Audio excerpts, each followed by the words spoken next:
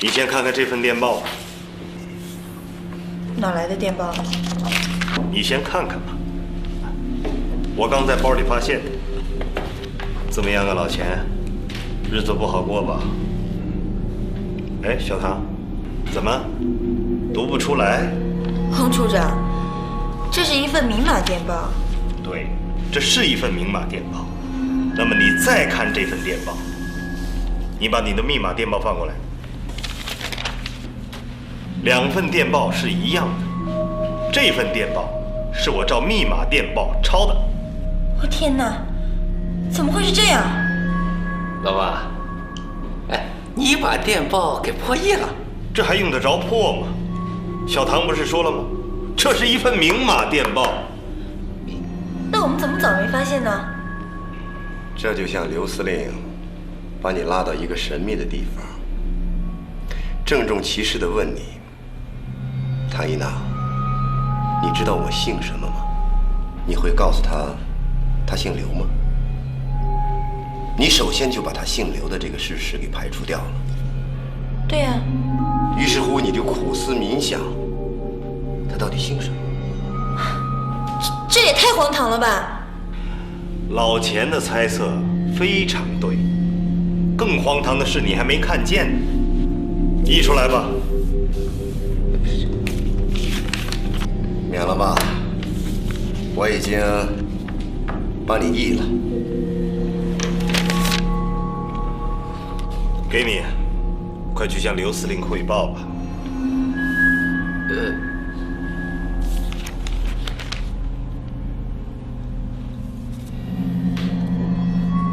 哎，老王，这还是我来念吧。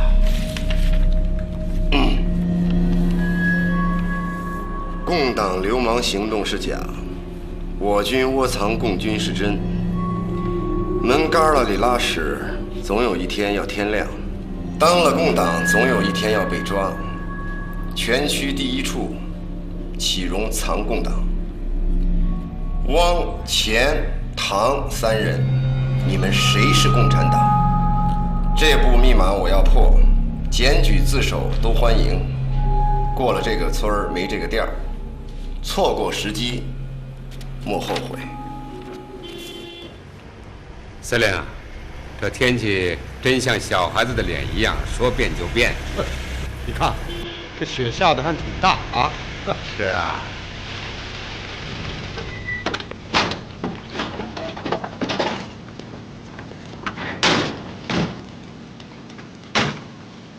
哎呀，这么大的院子，闲杂人员一目了然呐。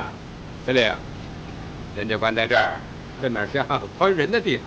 这是黄处长亲自选定的。好，请二位首长放心，他们全在我的监控之下。哎呀，这么大的院子，人进进出出，我看很方便。黄处长说，这样才能引蛇出洞。我之所以选择这里，就是要把毒蛇的同党引诱出来。这是一张张开血盆大口的网，只要他们进来，那就绝对出不去。很好。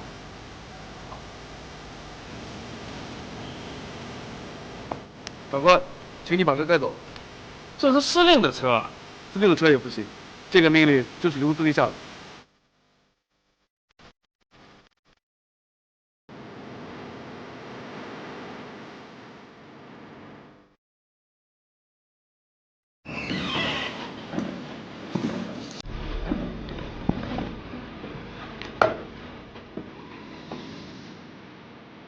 他们就关在那儿。对，首长，您看啊，在这里，我们可以把对面所有的房间都监视得清清楚楚。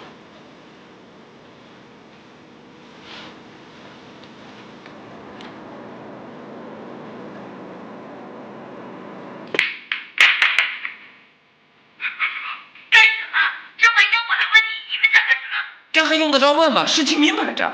我不是共党。懒得跟你说，你不配。我要见刘司令。那你等着吧。等到什么时候啊？等到你不想见司令，司令却要见你的时候。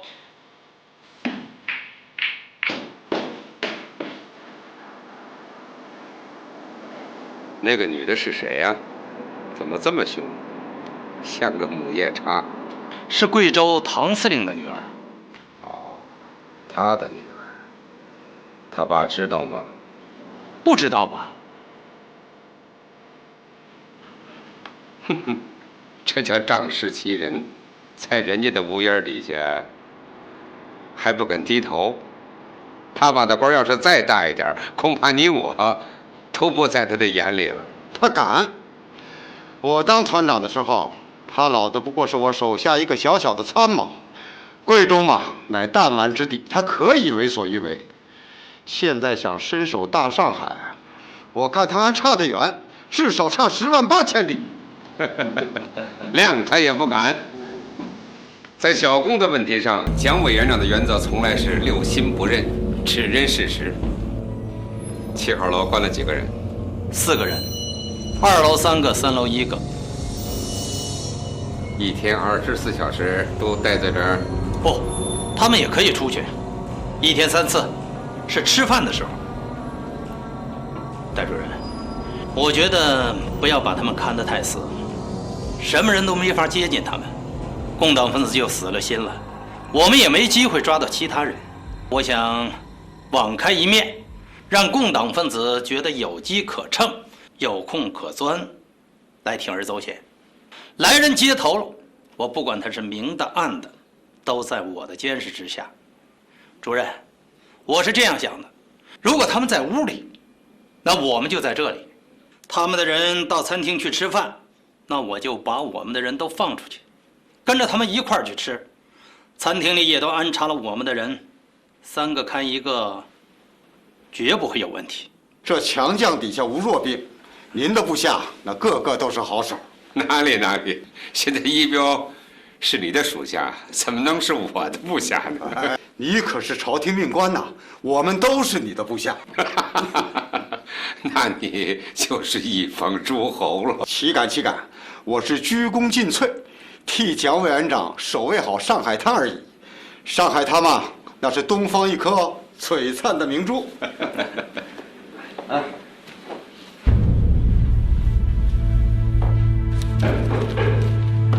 老钱，有烟吗？在桌上呢。别抽着抽着上了瘾。我记得贵夫人是不喜欢你抽烟的。哎呀，烟这东西啊，难怪有人戒不掉。你看这心情一烦，就又想抽了。我就是因为有了它，就不烦了。我看你烟也没少抽啊。我抽烟不是烦了抽，而是高兴的时候才抽。那你高兴的时候是不是也太多了啊？这就是他的力量，用之则行，舍之则藏。古人尚且有如此豁达的处事态度，你我又有什么想不开的呢？这可也不能卸磨杀驴呀！你我都是为党国尽过忠、尽过孝的，这怎么就莫名其妙的怀疑到我们头上来了呢？啊，你说这事荒唐不荒唐？荒不荒唐你都说了，人世间就是如此，既荒唐又不荒唐。说到荒唐，我正想跟你说一件荒唐事呢。我敢保证，只要我说完了，我就会后悔的。走，到你房间去。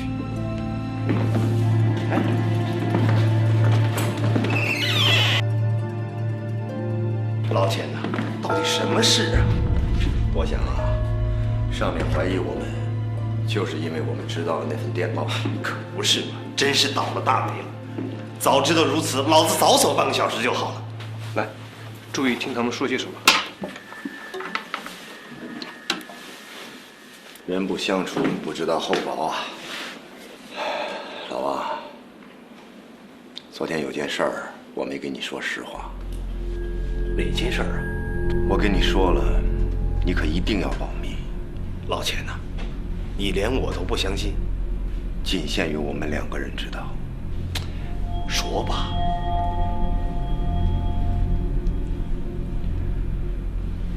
电报的内容，我跟严副参谋长说过。你，哎，怎么什么么时候没有声音呢？哎，中午吃饭的时候都好了嘛。那我昨天晚上问你，你为什么不说呀？我没想到事情会这么复杂，发展到今天这个地步。那么他也应该进来。按理说应该是这样。我相信严副参谋长肯定不是共党，所以我绝不能说君子成人之美。前一段时间他绞杀共党立下了大功，正是提拔的时候。将心比心，就是佛心。可现在的问题是，那谁是坏人？啊，你相信他不是，也相信你自己不是，然后就剩下我和小唐了。老王，这件事情我也许让你为难了，你看着办。但是我绝不会说出去的。可是你已经跟我说了。是，我是跟你说了。但是我们俩的身份现在是一样的呀，都是被怀疑的对象。说了属于私下交流，如果有一天他严副参谋长知道了，也不会太责怪我们。我想，你如果不说，将来感谢你的不会只是我一个人。严副参谋长哪天知道了，他也会感谢你的。可能还会有人感谢我。谁？共产党。他把线给碰了，还是发现我们在窃听，把听头给拔了呢？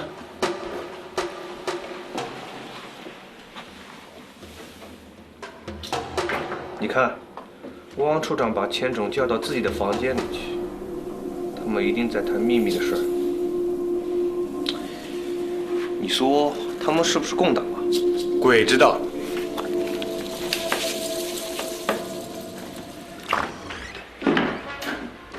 怎么样？南京有没有来人？来了一个，这边是刘司令亲自接的。这么说，敌人的电台没问题了。那警犬同志真的去了南京？怎么才能尽快的和耗子联系？他每天下午都在澡堂子给人家搓背。你去找他一趟，争取和他接上头。公牛说昨天应该送出2份情报，可我到现在还没有收到。会不会警犬走得太仓促，没有机会给我们呀？怎么可能？再没机会，他也有时间丢在油桶里。今天应该到了。也许警犬昨天有事没见到他。如果这样的话，那情报还在耗子手里。那我现在就去找他。哎，等等！如果你见到耗子，告诉他，警犬有事走了，以后夜市街头的任务就交给你完成。会长，我保证不辱使命。一定要注意安全。最近是我党地下组织的多事之秋，珍惜自己的生命，就是对党的最大贡献。是，不惜自己的生命，是对党事业的贡献。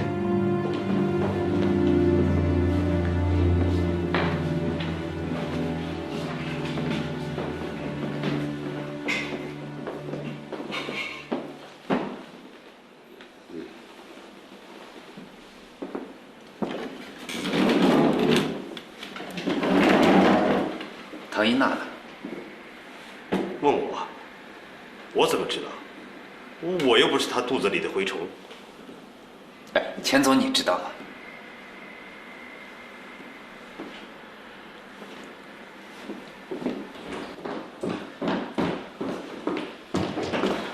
唐一娜，你说你怎么回事啊？啊，我喊几遍你也不下楼。我就在楼上，我又不是鸟，还能有本事飞出去？哎，可是我在楼里边找遍了，我也没找着你啊。我在女厕所，你也去了？你要是去了，你就是流氓了。还不是大白兔打来的？除了他，还有谁知道这个电话？快接电话！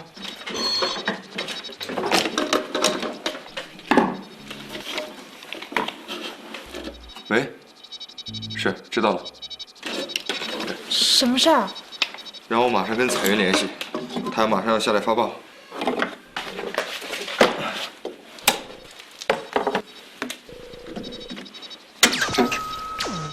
司令，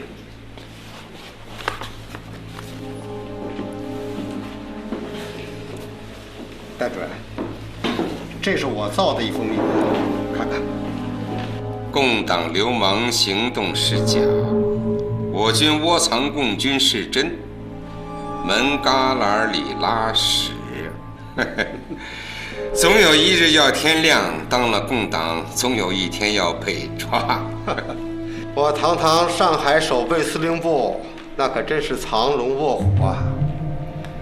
你们三位不愧是破译的高手，你们译出的电文，跟我当初拟的原文那是一模一样。不过光这么译还不行，因为这个密码它不是真的。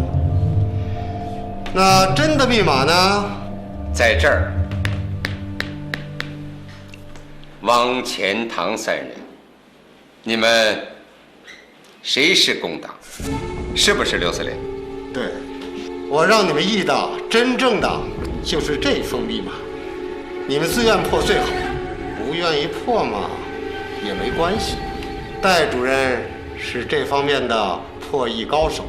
哎，高手谈不上，是喜欢，因为喜欢，所以刘司令上午叫我，下午就来了。既然想让你们译这个密码嘛，肯定你们需要一些资料。我这儿嘛有一封电报，王处长，你读一下。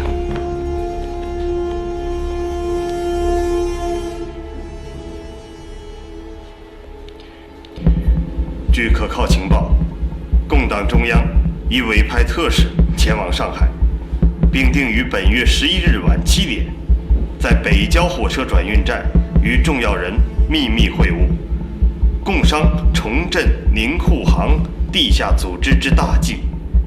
你不是第一次读吧？回忆一下，第一次读是什么时间呢？昨天下午4点，哦不，3点。那这封密电是谁负责破译的？是我。还有别人参加破译吗？没有了。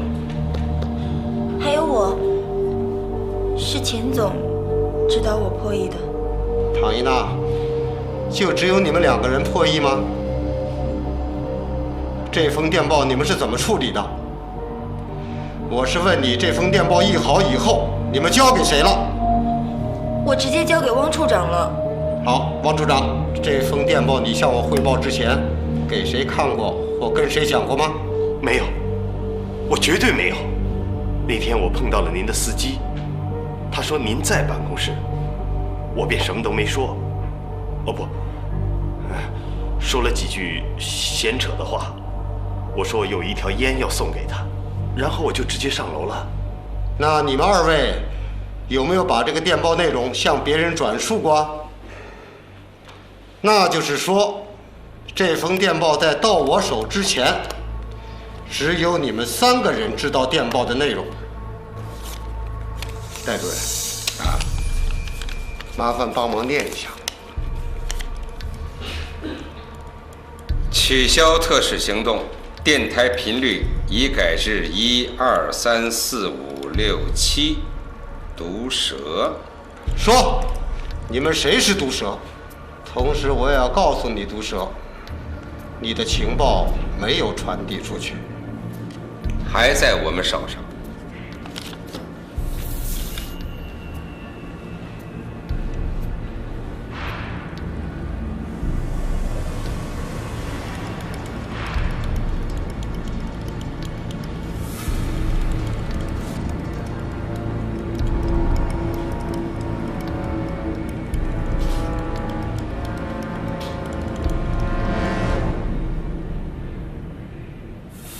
看清楚了吧，毒蛇？汪钱塘3人，你们谁是共党？我说毒蛇呀，你明明是一条蛇，却要藏在人的家里面，我怎么能不找到你，拔掉你的毒性子，封了你的七寸，让你变成一条死蛇。你的情报是传递不出去了，因为我已经逮捕了你的下线，堂堂张副市长的秘书吴天志。吴天志现在没有开口，但不证明他永远不开口。黄处长有的是让他开口的办法。老钱，对不起啊。我想你说的那事儿，我们还是应该说。王处长，钱志江，有话就说出来，不要当哑巴。让你们当哑巴的时间已经过去了，现在我要你们说话，把你们肠子里的每一句话都给我倒出来。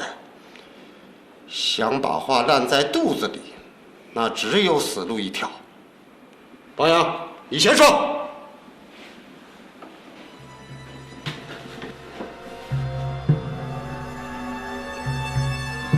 老钱他跟老严说过这通电话。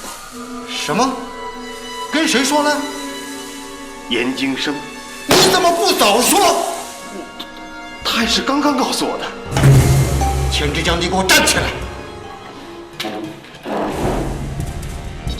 和彩云联系上了吗？你先以电文吧。南京派的人到了。这么说，敌人的电台没有问题。听到敌人电台的声音，我心里踏实多了。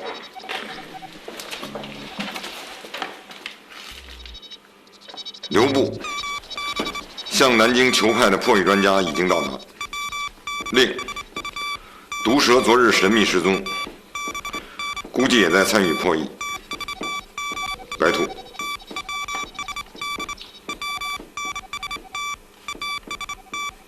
钱志江啊，钱志江，你是不是跟严金生说过这个事情？是。王阳昨天晚上没问过你吗？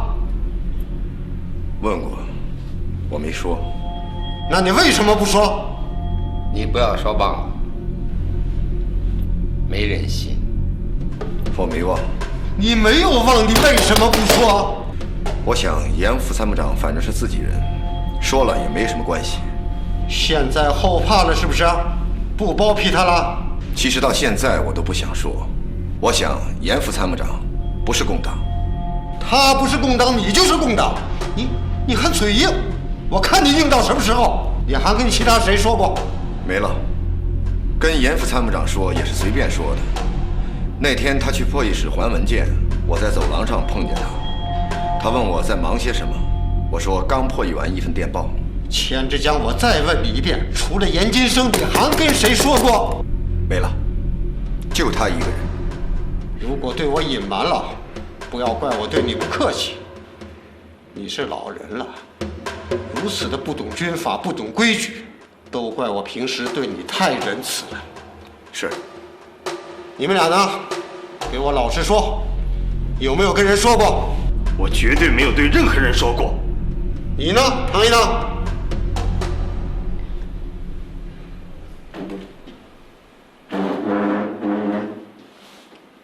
嘿，那个高个的妞，你看到没有？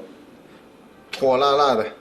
你没看到她跳探戈舞的时候，那风骚劲儿啊，不是我们一般男人可以抵挡得住的。和那位唐小姐比呀，我老婆就是老菜皮喽。说了就说了，你和钱志江不一样，你是个女人，又是年轻人，知错认错是可以原谅的。如果说了又不坦白，那等于是错上加错，罪加一等。性质变了，麻烦也就大。我看你是心中有鬼啊！你老实跟我说，你跟谁说过？钱丽丽，我最后再问你们一句，你们究竟跟谁说过？一个也是说，两个也是说，都说出来。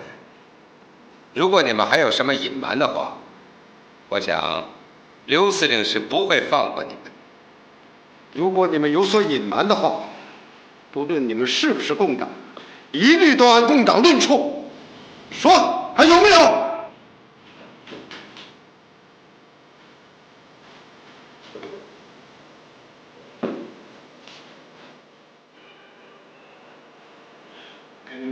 啊，你们胆子够大，到时候我再收拾你们。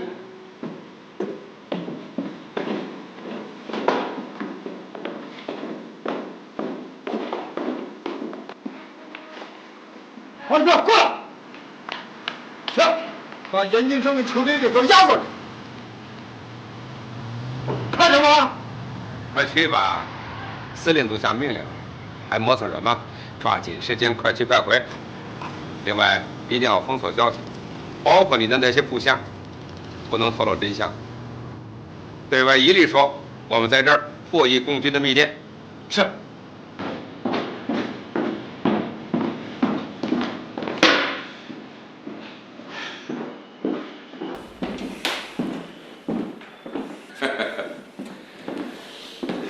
司令啊，想开些。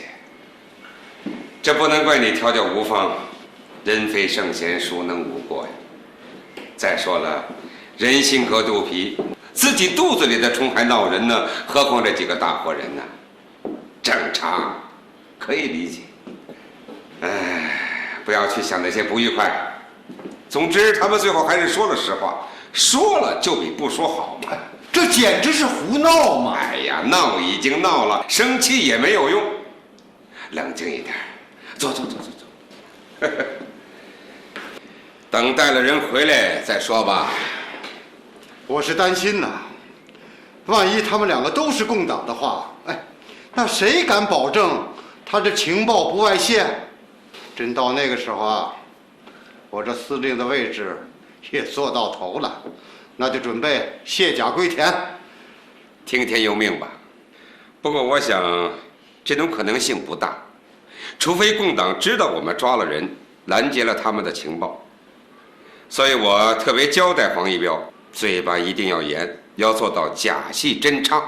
那天我们抓人的行动那是非常秘密的，一个代号叫警犬的共党被我们打死了。当时我们为了迷惑他的同党，就精心地编造了一个骗局，上上下下都打了招呼，包括张副市长。就说谁找他，他到南京工作了。这个事儿还上了报，据报馆讲嘛，报纸当天就卖完了。同时，我们为了万无一失，在电报上做了点文章，点名警犬要到南京去，这样即便共党截获了电报，刚好弄假成真，这不很好吗？你就放心吧，不会有事的。你也不要把共党想得那么神乎其神，他们都是一群泥腿子、农民，你就是给他们机会，他们也抓不住。那下面就看你的了。我一定全力地配合好司令。我见过耗子了，他说昨晚见过警犬，还传递了情报。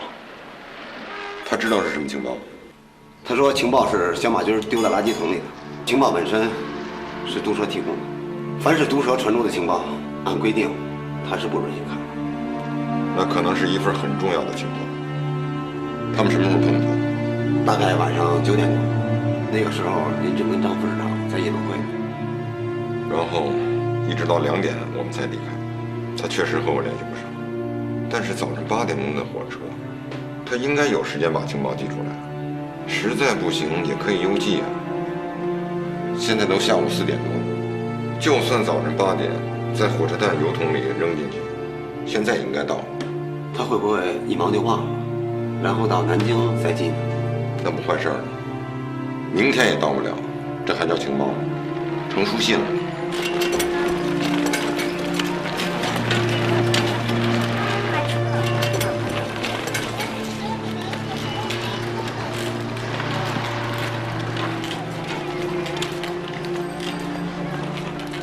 还有一件事，耗子说他那里来了一位新同志，是被段健出卖的。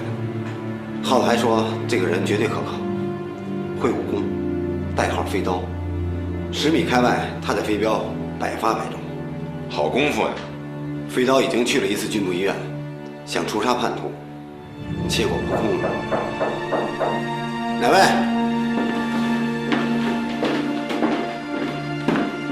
高会长的信。好，谢谢。信是警犬来的。不好说嘛，他一定会来信的。你说的这是到南京才来的？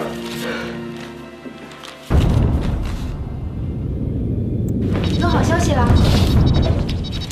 好消息倒是没有，但是坏消息都排除了。警犬确实去了南京。哎，那这么说，敌人的电台应该没什么问题吧？可能是我多虑了。那警犬和你联系上了？他来信了，说我走的时候急急忙忙的，没顾得上见面。毒蛇也送情报出来了，说的就是敌人截获了我方一份重要密电，等待破译。哎，没有他的消息，心里慌慌。现在踏实。哎，来根烟抽。给。那可是，如果他走了，谁来传送毒蛇的情报？我说你真是皇上不急太监急，你给我守好电台，守住这半壁江山就行了。也不知道敌人截获了我们什么重要的密报，还专门派人从南京过来破译。是啊，不知道是白区的还是前线的。现在只有毒蛇同志才能告诉我们。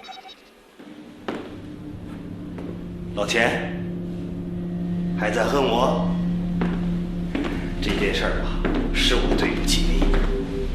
不过你也别要恨我，人不为己，天诛地灭，更何况牵扯到掉不掉自己脑袋的事情。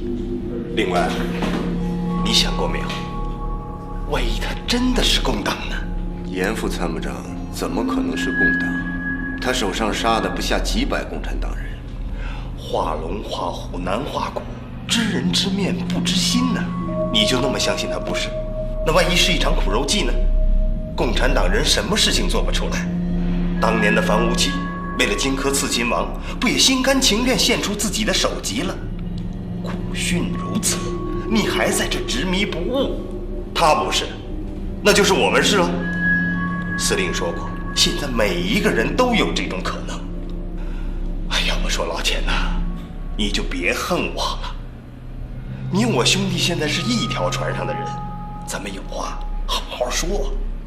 你该说的不该说的都说了，我还说什么？一合则吴越相亲，不合则骨肉为仇。你我同事多年，你怎么不了解我是一个怎样的人呢？我了解你是什么样的人，可是你不理解我的一片苦心呢。我当然不理解。你当初如果不答应就算了，你又答应又反悔，这算什么？搞得我两边不是人。我做人不想赶尽杀绝，不想把人逼得穷途末路。人善我，我亦善之；人不善我，我亦善之。无恻隐之心，非人也；无羞耻之心，非人也。你我三人被软禁在这儿，已尝尽各种滋味，何必再拉一个人进来啊？老钱，你要是这么说，那么我也有想法。你当初就不应该跟我讲，跟我说了就等于把问题堆给了我，我也不好做人呢。老钱啊，我没有经过你的同意就说出去了，这的确是我不对。我希望你原谅我，我相信你也会原谅我的。我说出来也是为你好，你同样也是一个受益者。说句难听的话，万一有一天证实了他严京生就是共匪，你感激我还来不及呢。己所不欲，勿施于人。我想你是在痴人说梦。我不想听你说什么了，你出去吧。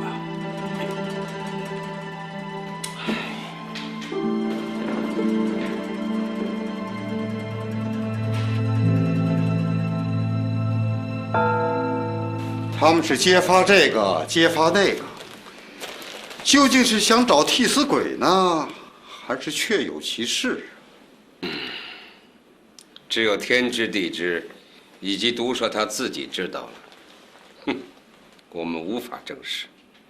现在只能是他们说什么我们信什么，信也得信，不信也得信。可我就不信这天下真会有什么铜墙铁壁坚不可摧。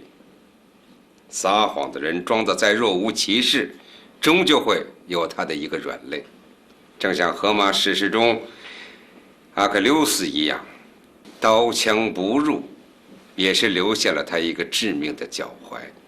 我在等着毒蛇意志崩溃的时候，没有人会在我的眼光注目之下，不闭上他那双撒谎的眼睛，露出他的脚踝。我看钱之江就不必再怀疑了吧？刚才你也听到了，他现在恨死王阳了。明明找了个替死鬼严金生，哎，他还偏偏不要，这说明他的心底无私坦荡，没有鬼。你不要误会我跟钱之江有什么特殊的关系。你们有什么特殊的关系吗？那看来我是此地无银喽。哎，这唐一娜好像没什么动静吧？啊？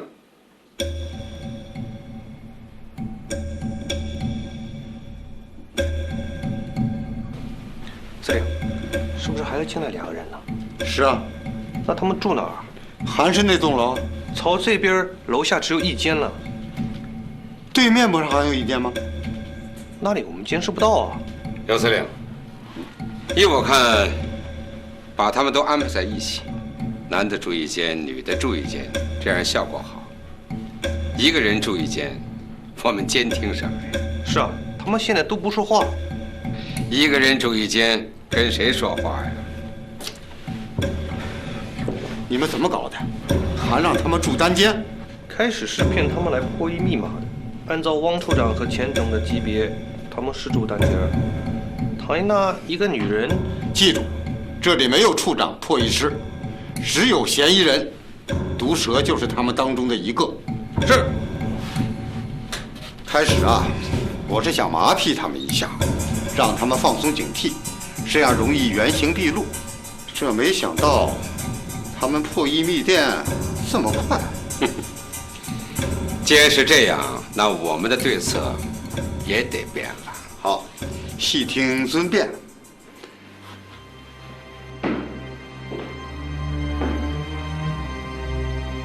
小唐，有事吗？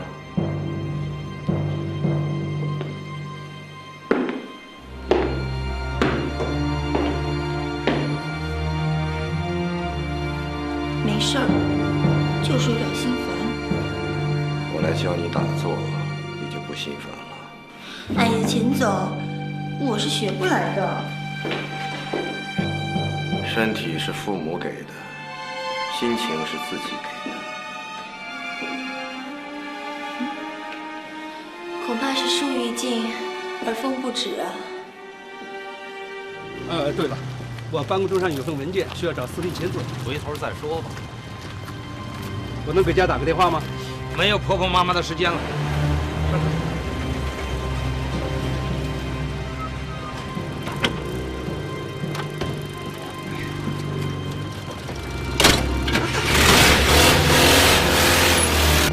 钱太太，来我们家坐一会儿吧。唐太太，还是到我们家来坐吧。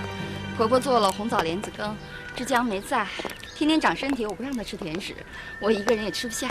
我们家保姆啊也做了猪手包，老好吃的。还是到我们家来吧。你们家钱总也没回来吧？没有，这人不在吧，也没个电话，急死我了。不用急，我们家那位也没回来，也是到现在连个电话都没往家里打过。那不知道他们是不是在一起？在一起的。那你知道他们在哪儿吗？他们在那儿干什么呀？哎，你千万别告诉别人，我们是邻居，我才讲给你听，要不然打死我都不会说的。你听谁说的呀？是他家保姆跟我家保姆说的。王处长啊，我们这是去哪儿啊？你不是有事找司令吗？是司令让你去的。司令？司令在哪里啊？去了你就知道了。要去多久啊？不知道啊。我屋里的被子都没叠，还乱七八糟的呢。只要心里不乱就行。心里也乱呐，突然之间把我叫出来，我还不知道什么事儿呢。见了司令你就知道了。走吧。严副参谋长。啊。